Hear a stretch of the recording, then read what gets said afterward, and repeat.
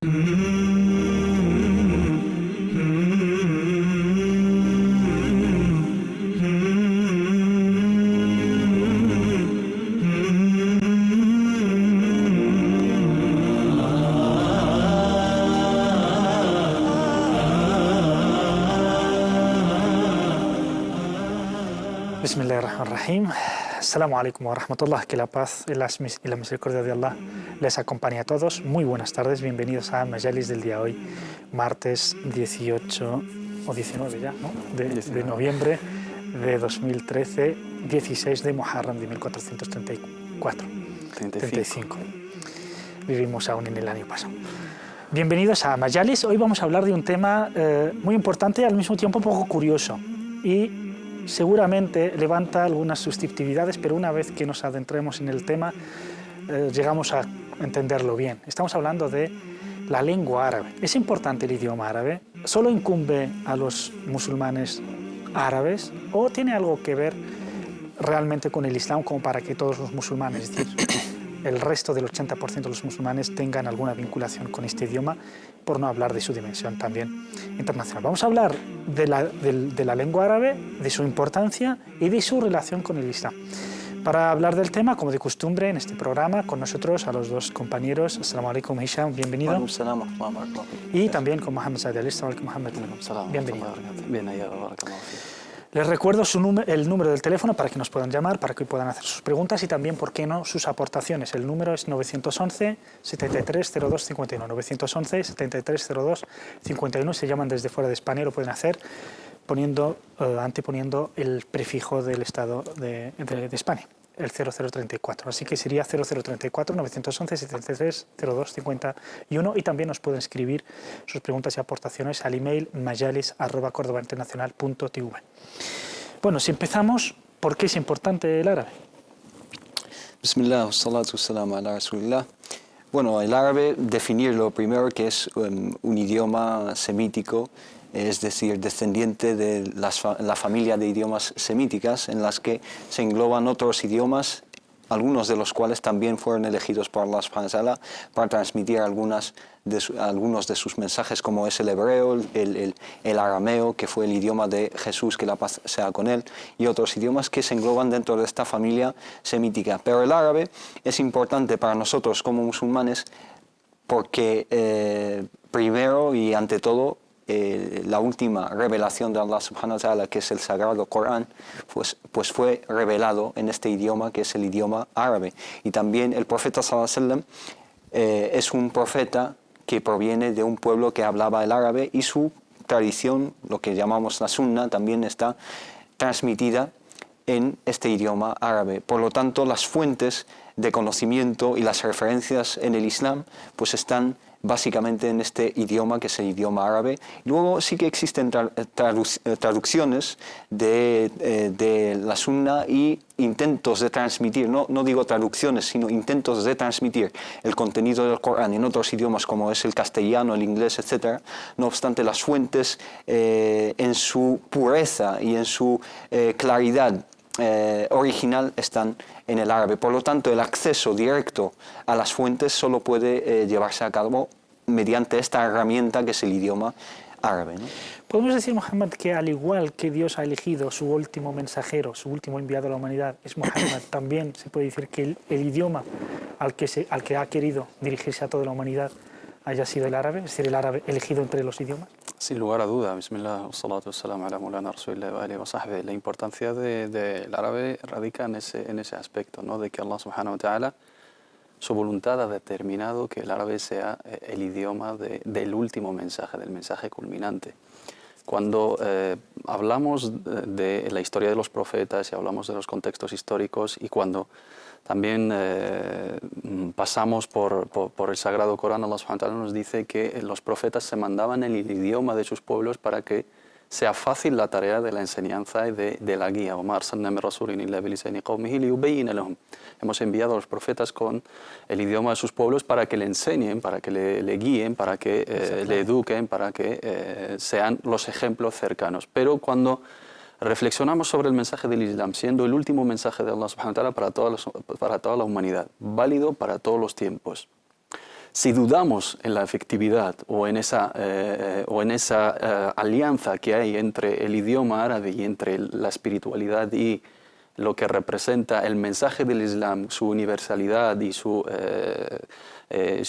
culminación, ¿no?, al ser el último mensaje de Dios para la humanidad y al ser válido para todos los tiempos, por algo es elegido el idioma árabe para que sea la base de ese mensaje y la base de esa enseñanza. Allah subhanahu wa ta'ala, su voluntad, ha determinado que el árabe sea la lengua del Corán. Inna anzalnahu Qur'anan arabiyyan bilisanin arabiyyin mubin. Muchísimas aleas que hablan de la elección del árabe como idioma, como herramienta comunicativa, educativa, de enseñanza del mensaje del Islam. Tratándose del último mensaje para toda la humanidad y para todos los contextos sociales, si intentamos desligar el idioma árabe del mensaje del Islam, estamos, contradiciendo incluso la voluntad de Allah subhanahu wa ta'ala.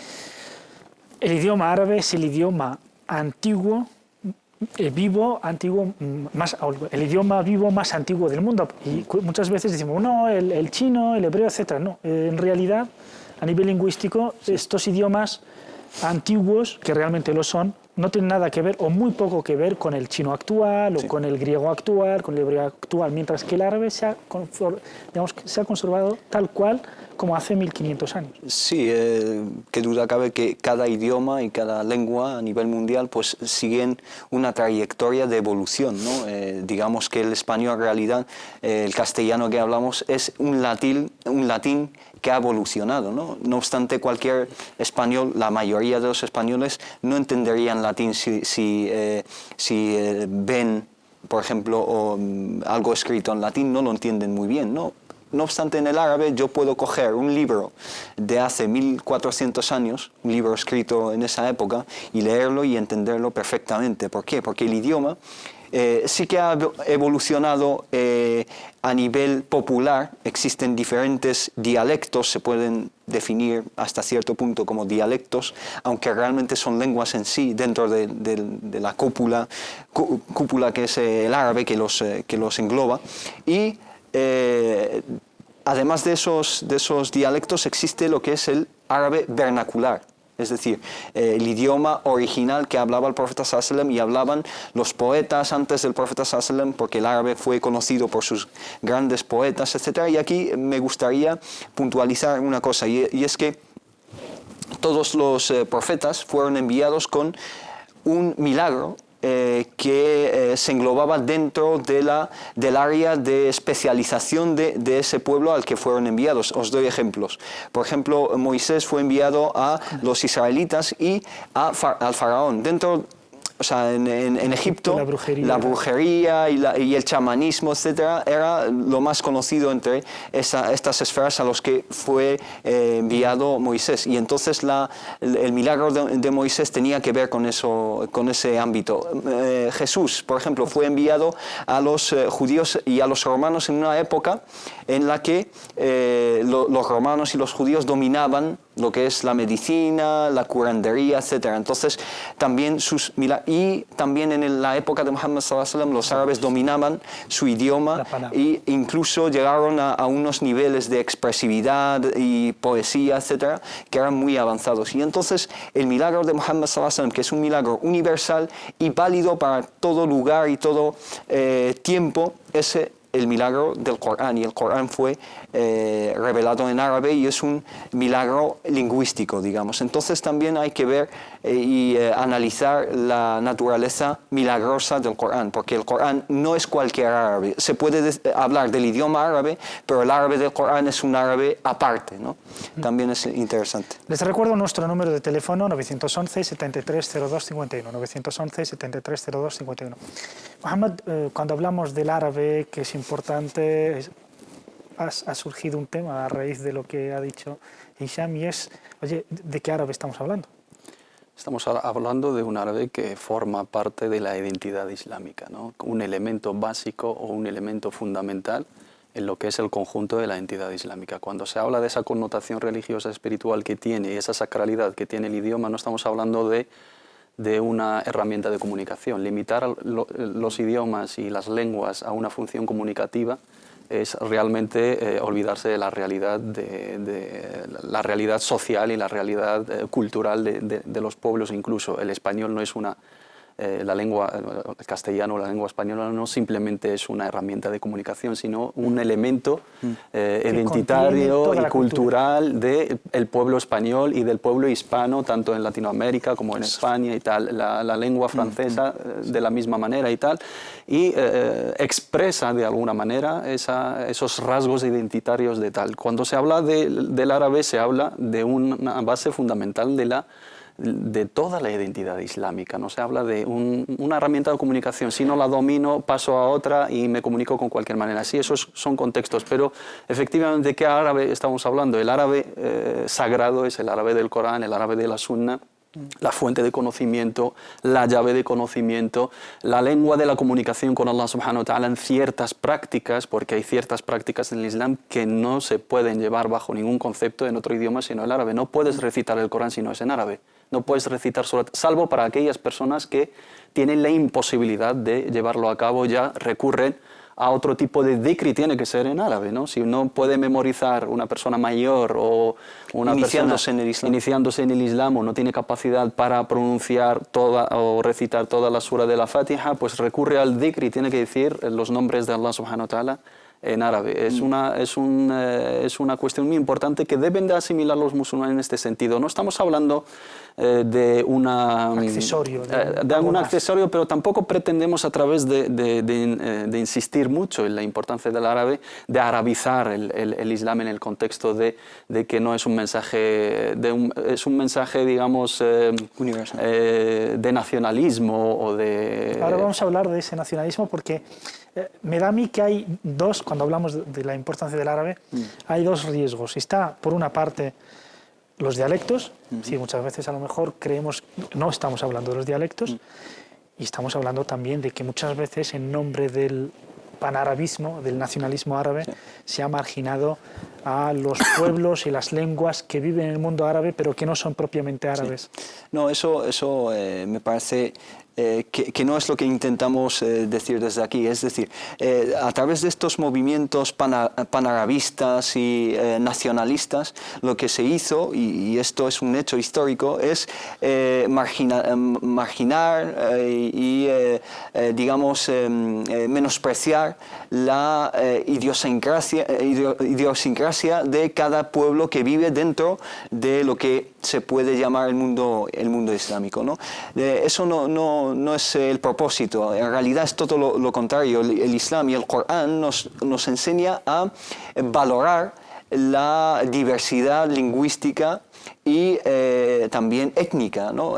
Hay una ayah que digamos, une estas dos diversidades, que dice وَمِنْ آيَاتِهِ مِنْ آيَاتِ اللَّهِ, es decir, una de las señales de Allah subhanahu wa ta'ala, اختلاف ألسنتكم وألوانكم, es decir, una de las señales de Allah es la diversidad, las diferentes lenguas y los diferentes colores de piel, de pelo, etcétera, que hay en la humanidad. Es algo que el Islam intenta resaltar realmente, intenta darle el valor porque no hay que confundir hablar de volver a los orígenes del Islam en lengua árabe, etcétera, con un movimiento que lo que persigue realmente es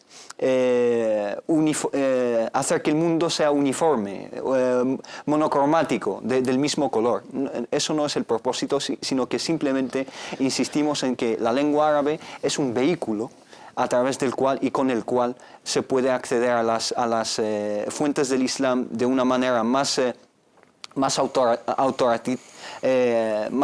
con más autoridad, digamos, y también transmitir mejor el mensaje del Corán y el mensaje del Islam, ¿no? Bueno, el nacionalismo en realidad era algo muy extraño al mundo árabe y al mundo islámico, y llega al mundo árabe gracias a esas élites que han estudiado aquí en Europa, pues, y han aprendido ese nacionalismo y luego fueron a ejercerlo. Y al colonialismo. Sí, al colonialismo.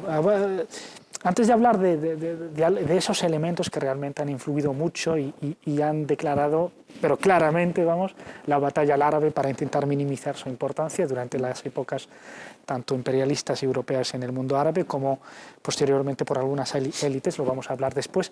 Pero ¿Cuáles son las principales características del árabe que hacen que el árabe realmente sea tan especial como para que Dios haya elegido que sea el idioma del último mensaje enviado a la humanidad? Es su capacidad de adaptación y su riqueza a nivel semántico, a nivel gramatical, a nivel lingüístico. Es un idioma que abarca muchísimos conceptos, tienes facilidad a la hora de expresar significados con una variedad tremenda de palabras, tienes una relación entre el significado y el origen de la palabra, una relación tan bonita que te ayuda a asimilar esos significados, las palabras, digamos, el ishtiqaq, ¿no? La derivación, ¿no? La derivación del origen, de la base de esas palabras, y luego un campo semántico, digamos, amplísimo en el sentido de que puedes utilizar 5 o 6 palabras para el mismo significado, o puedes con cierto matiz aplicando, digamos, esa riqueza, y eso no es fácil y no es accesible en otros idiomas. Cuando se habla, por ejemplo, de Lisan al-Arab de Ibn Mandur, que es una obra de hace siglos, como materia base hay 80.000 materias bases, sin hablar de las raíces, sin hablar de las derivaciones, ¿no? Y si hablamos del conjunto de los números, el número de las palabras en árabe, hay sabios que están hablando de cientos de millones de palabras, mientras que en otros idiomas hoy en día vivos los diccionarios no superan 40.000 o 50.000 o 90.000 palabras, ¿no? Eso Mandur son no sé cuántos tomos. 13 en algunas ediciones, y estamos hablando de raíces, no estamos hablando de todas las derivaciones que luego ya cuando entras en los diccionarios y cuando quieres indagar, ¿no? Y buscar el origen de cada palabra, pues es que es tan bello. Y luego una característica que tiene el árabe es esa musicalidad, ¿no? Lo que se denomina al-nazm, el ritmo musical de la palabra en árabe, que a la hora de recitar el Corán se percibe, aunque no seas árabe, aunque no seas árabe hablante, te llega esa musicalidad que carece de ella otros idiomas. Bueno, también hay otros aspectos, digamos que incluso exclusivos del idioma árabe, que es su tremenda polisemia, ¿no? Una palabra puede significar muchísimas cosas, y también muchísimas palabras para la misma cosa. Es decir, os doy un ejemplo. Para algo tan mundano como un animal, ¿no? Que es el asad, que es el león. Existen, no sé si 15 o 16 palabras en árabe para hablar del león. Se puede hablar de asad, de ram, hamza y muchísimas otras palabras. Dependiendo de la edad de ese león, del color de su pelaje, etcétera, etcétera. Entonces es un idioma muy, muy preciso a la hora de describir, muy descriptivo, un idioma que sirve mucho para la descripción. Incluso yo me encontré con una problemática a la hora de traducir desde el árabe a otros idiomas, que es cuando intenté, por ejemplo, traducir algunos versos, no ya hablando de versículos o hadices, que incluso la problemática se multiplica. ¿Por qué? Porque el profeta sallallahu alaihi wasallam podía minimizar un concepto amplísimo en 2 o 3 palabras, y a eso se refería el profeta sallallahu alaihi wasallam cuando dijo de sí mismo utitu jawami al-kalim, es decir, se me otorgó esta facultad, esta capacidad de condensar diferentes significados en muy pocas palabras. Y yo me encontré con esta problemática ya no con el hadith, que es algo constante, sino con la poesía árabe antigua. Intenté, por ejemplo, traducir algunos versos de Imr al-Qais, por ejemplo, de Nabigh al-Dibyani. Imr al-Qais, cuando dice de su caballo, dice mikarrin, mifarrin, muqbilin, mudbirin, ma'an, kajulmudin, hattahu sailu min ali. Es decir, cuando un verso se convierte en una página. ¿Por qué? Porque con una palabra te está describiendo una realidad muy amplia, ¿no? Esto es algo muy, muy característico del árabe, y es lo que hizo que el árabe llamase la atención de tantos pueblos, que incluso estos diccionarios de los que hablas y los tomos tan grandes que preservaron el idioma árabe para nosotros, nos viene de gente no árabe, nos vienen de persas, de gente que hablaba otros idiomas. Por ejemplo, el gramático más conocido y con de más peso en el árabe, en el idioma árabe, es Sibawayh, cuyo libro es el Kitab, que significa el libro, ¿no? Y ya al decir el Kitab, sabemos que te refieres a Sibawayh. Y Sibawayh no fue un nombre árabe. Es curioso este dato porque los que se han, digamos, ofrecido o han asumido la tarea de defender el árabe en contra de la intrusión, digamos, de los otros idiomas a la hora de la expansión del Islam fueron no árabes, fueron ajim, no árabe-hablantes, protegiendo la base del Islam porque sabían que en la protección del idioma árabe está la protección de la palabra de Allah y del patrimonio profético que es el Sunnah Nabawiyya. Incluso en el mundo del qira'at, de las lecturas coránicas, nos encontramos en que solamente 2 de los 7 grandes qurra del qira'at al-mutawatira, 5 de los 7 son ajim, y solamente 2 son no árabes. Entonces eso nos lleva a reflexionar de que no es una tarea difícil de asimilar las bases del idioma porque es accesible para todos, porque Allah subhanahu wa ta'ala ha querido que sea la herramienta, ¿no? La materia de su mensaje, y no, Allah subhanahu wa ta'ala no iba a elegir un idioma que es tan complicado y tan lejano a la realidad de todos los pueblos, teniendo en cuenta el factor espacio-tiempo, y no va a tener el éxito este mensaje. Y además una cosa, y es que la complejidad del árabe realmente depende de la persona que intenta enseñar y transmitir el árabe. Si el maestro o la persona, el tutor que te enseña el árabe es una persona que conoce bien el árabe primero y tiene una metodología bien fundamentada, etcétera, a la hora de transmitir los conceptos del árabe, etcétera, pues puede enseñar el árabe con más facilidad, ¿no? Mucha gente tiene un poco de rechazo hacia el árabe por hablaremos de cómo realmente aprender el árabe, porque tampoco es tan fácil. Lo veremos, inshallah, las mejores metodologías para llegar a aprender el árabe y sobre todo para dominarlo de tal manera como para acceder a las fuentes por uno mismo, sin mediadores. Nos vamos a una pequeña pausa y volvemos después. Hasta ahora.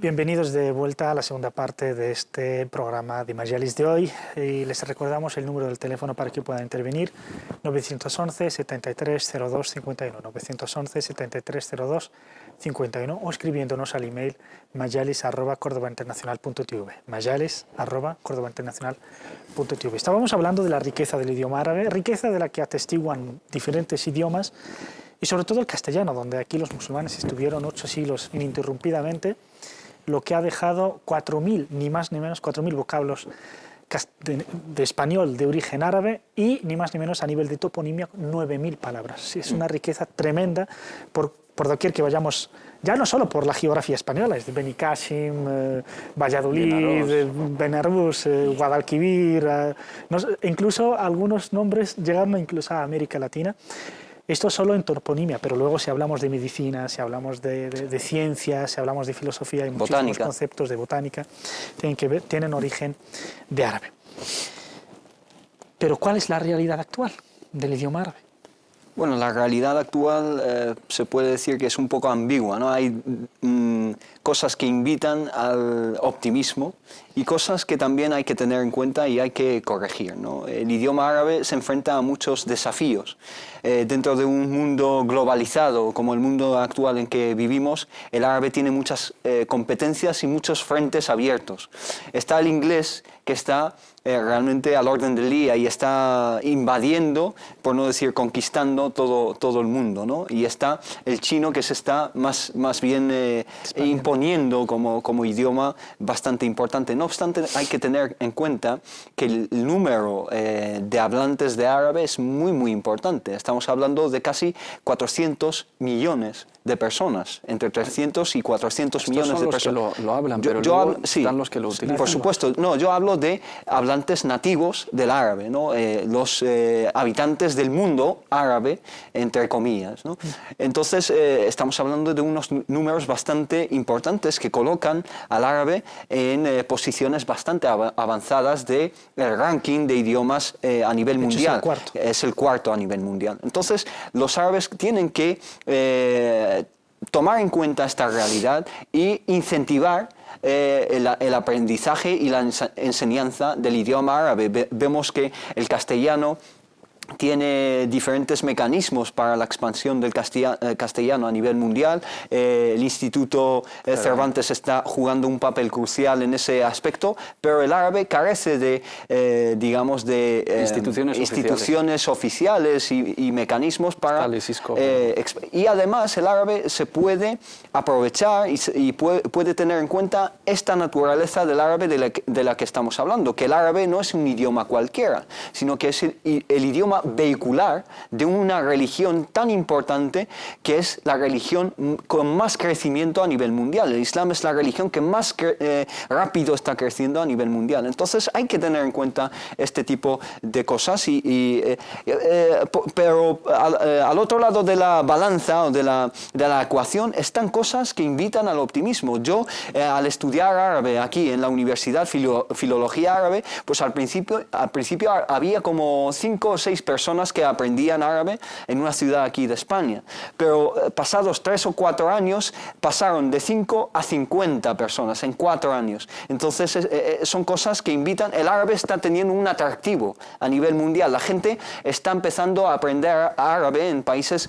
que tradicionalmente no se interesaban por este idioma. Por ejemplo, hace poco estuve en un país árabe y me encontré con muchísima gente que venía a ese país simplemente no como turistas, sino un turismo lingüístico. Es decir, venían para aprender el árabe, ¿no? De hecho, ha habido acontecimientos desgraciados, lamentables, como es la ocupación de Palestina, como es la guerra de Irak, el 11M, es decir, acontecimientos tristes, trágicos, pero que están haciendo, como se concentran en el mundo árabe, están abriendo los ojos al mundo de qué pasa aquí, qué es este mundo, para intentar entenderlo ahora. Hay muchísima gente que está intentando digamos, aprender árabe, se están abriendo más centros y colegios árabes en el resto del mundo más que nunca. No obstante, vamos a insistir, ¿por qué ha decaído el árabe? De tal manera que, por ejemplo, tenemos la Real Academia Española y junta las 23 academias de los países hispanos, mientras que el mundo árabe, que está concentrado, etcétera, no tiene ni una academia de lengua árabe que junte, porque hay esfuerzos de evolución del árabe en Marruecos, otros en otro país, y son diferentes. Sí, está la Academia de la Lengua Árabe, está también la organización de la Conferencia Islámica. La Conferencia Islámica, está la organización, la SISCO, la Organización Islámica de Educación, Ciencias y Cultura, pero no llegan a ser unas instituciones que tienen el apoyo. Antes de hablar de la decadencia, yo creo que la decadencia del idioma árabe va en contra de la guerra, en contra también de la identidad islámica, ¿no? Sabemos que si partimos desde esta base, que el Islam es un elemento, el árabe es un elemento fundamental en la identidad islámica y es una puerta hacia el conocimiento islámico verídico y veraz y certero, es normal en este mundo de globalización. Todo el mundo está hablando de la defensa de la identidad nacional. Tenemos la Revolución Francesa, tenemos las tendencias nacionalistas y ultraderechistas en el contexto occidental, tenemos las ideologías neonazis. Todo se basa sobre la defensa y la protección de esa identidad nacional, de esos rasgos culturales, de esa idiosincrasia, de este patrimonio cultural y histórico. Y cuando se habla de la fuerza del Islam y cuando se habla de la fuerza del idioma árabe, la decadencia viene principalmente o básicamente a través de la guerra en contra del árabe como elemento fundamental de esa identidad. Pero a la hora del árabe hay que diferenciar entre lo que es la obligación de un musulmán y lo que es el atractivo para un no musulmán por cuestiones culturales, turísticas hoy en día, que son económicas incluso, en un contexto de crisis económica mundial. Hoy en día el mundo árabe pues es un atractivo porque es un mercado emergente para invertir, para comercializar y todo. Pero enseñar el árabe a un no musulmán estamos hablando de un idioma vivo, de un atractivo cultural, tal y cual. Pero cuando estamos hablando de los musulmanes, de hijos de los musulmanes, de nuevas generaciones, de minorías islámicas en contextos occidentales, de nuevos musulmanes, estamos hablando ante una obligación religiosa. ¿Por qué? Porque es obligatorio aprender el árabe, porque es tu herramienta a profundizar en lo más importante para ti, que es tu relación con Allah subhanahu wa ta'ala y los fundamentos de tu creencia y de tu práctica, y también es una puerta para acceder a las prácticas que solamente son aceptadas en el idioma árabe. Si nuestros hijos tenemos la obligación de enseñarles el árabe, porque una de las obligaciones es enseñarles el Corán. Y si no le enseñas el árabe, no puede recitar el Corán. Hoy en día las familias musulmanas se enorgullecen cuando un hijo habla inglés o francés y se olvidan de lo más importante que es la lengua materna, o lo que es la herramienta principal para que preserven esa identidad islámica que supone el éxito en esta vida y en la otra. Eso hay que insistir en ello. Cuando hablamos de esto, hablamos del aspecto religioso. Sí, se puede enseñar el árabe en una escuela oficial de idiomas y no es necesario, digamos, vincularlo con los textos sagrados y con los conceptos religiosos, pero cuando se enseña el árabe en una mezquita para un hijo de un musulmán, básicamente tiene que estar presente el texto coránico y el texto profético, porque es la base y por eso aprende el árabe, ¿no? Exactamente. Precisamente. Sí. Vamos a insistir un poco, porque realmente para que la gente sea un poco consciente de la gran agresión que ha sufrido el mundo árabe islámico, y sobre todo durante las épocas de la colonización, de la ocupación, en donde realmente se ha atacado al árabe de tal manera que lo hemos visto reflejado no solo durante la ocupación, que se establecen colegios, sistemas educativos de la metrópoli, y marginando, incluso luchando en contra el árabe y el islam, que eran los dos elementos que mantenían y daban fuerza identitaria como para que esos pueblos resistan. Lo hemos visto también una vez, por ejemplo, en Turquía, en Indonesia, en Malasia, hay muchos países donde realmente tenían el árabe y tenían la caligrafía árabe o la ortografía árabe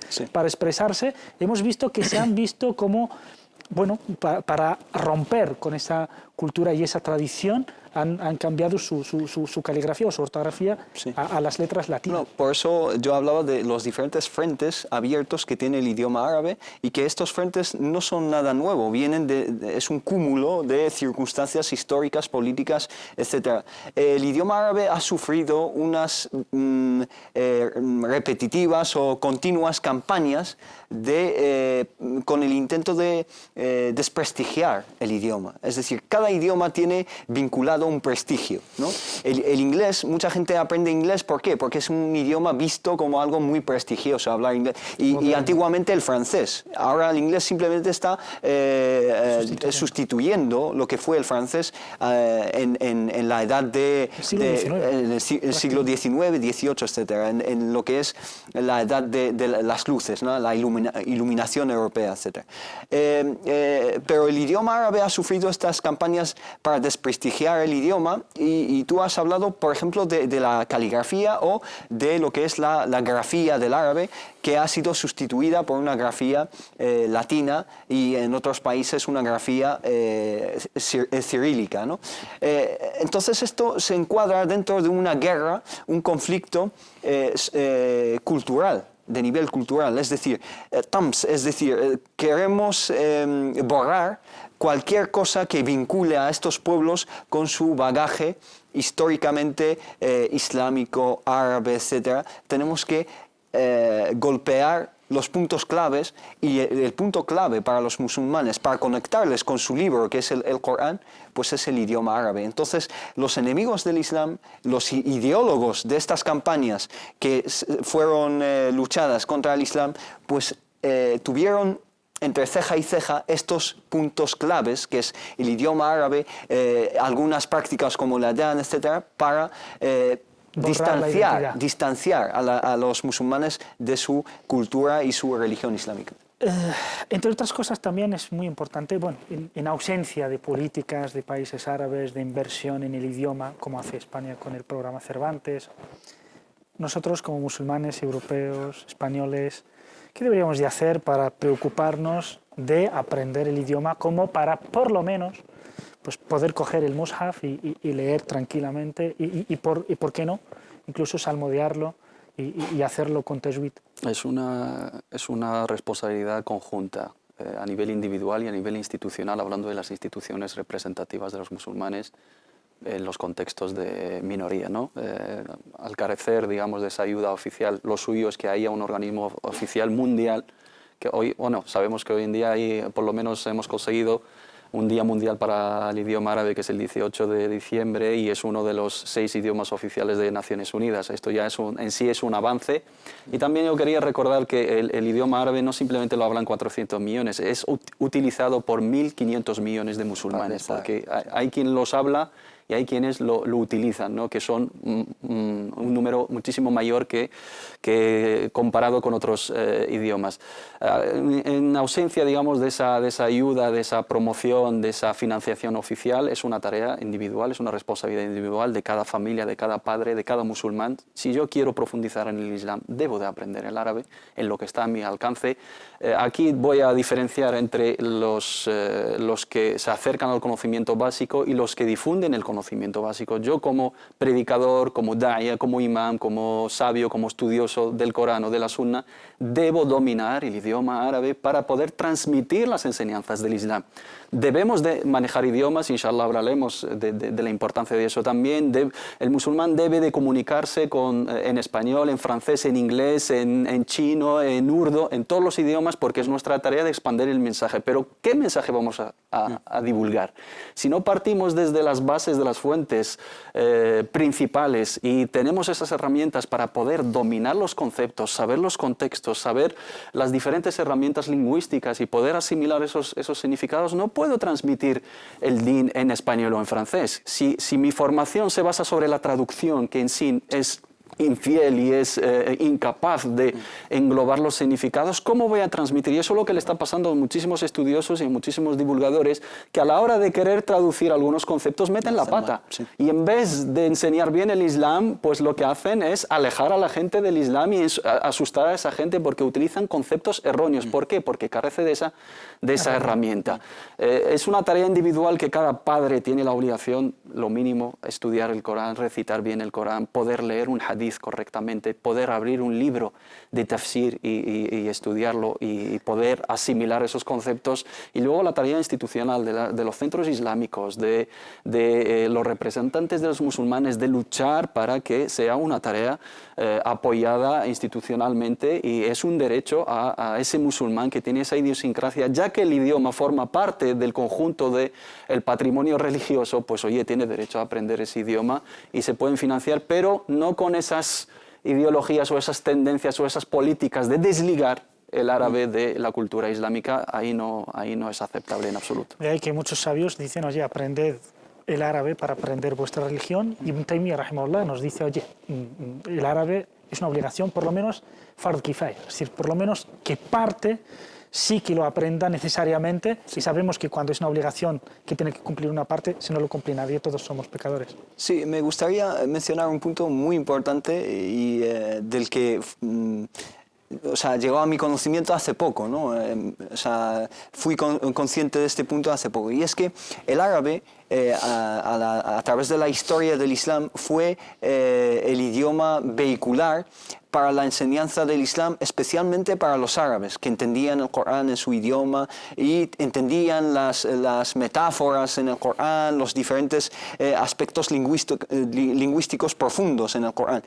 Para los no árabes, subhanallah, lo que ha sido un idioma, digamos, no un idioma hablado, sino un idioma espiritual, vehicular del Islam, es el khuluq del profeta sallallahu alaihi wasallam, es la forma de ser del profeta sallallahu alaihi wasallam.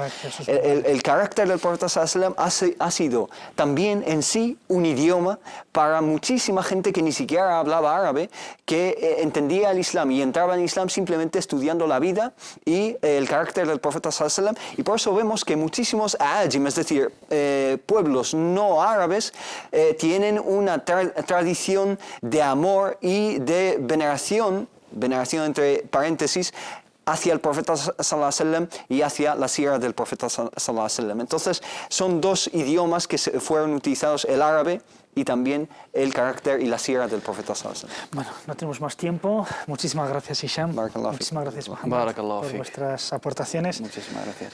Inshallah, un día hablaremos, para que no nos entiendan mal, digo que porque puede levantar susceptibilidades, vamos a hablar, inshallah, de los derechos culturales, de los derechos lingüísticos de los pueblos y de las comunidades en el Islam, porque insistir en el árabe para nada puede justificar ni explica la discriminación a los no árabes, sobre todo aquellos que viven en el mundo